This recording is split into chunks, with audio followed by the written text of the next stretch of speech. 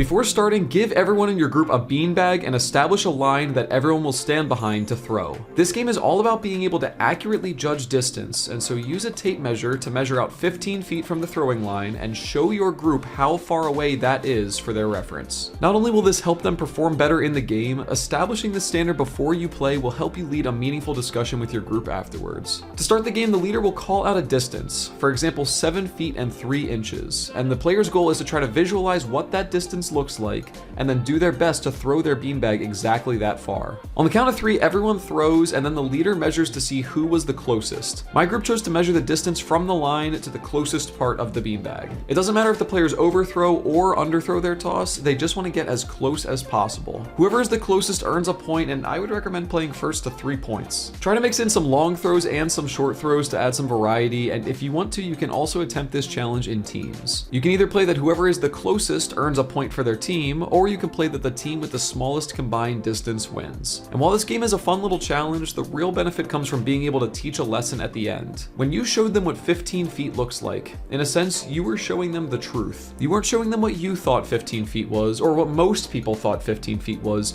You got out a tape measure and without a doubt proved to them that this is 15 feet. The world has a lot of these types of truths, and not all of them are things that we like to accept. I personally lead a youth group at my church, so I'd talk about how God's word reveals the truth around us, and we need to build everything else from the foundation of that truth. He gives us specific directions of how we should live our lives, kind of like the blueprint of a building. As Christians, our ability to recognize God's word as the truth on which we build our lives is very important, and our ability to keep ourselves close to that truth helps us in many ways as we face the challenges of the world around us. This simple game helps us to first recognize the truth and then adapt our lives to live in a way that is closer to God's word. If you're teaching a secular group, however, you could use this challenge to illustrate that accuracy is important in life. Whether in relation to a sports team or your job or even in relationships, if you want to do a good job, you need to know the realities of your situation. And if you're collaborating with someone else, you need a shared understanding of what is true or correct, because differing opinions lead to failure. But consider the next part of the challenge, actually tossing your beanbag.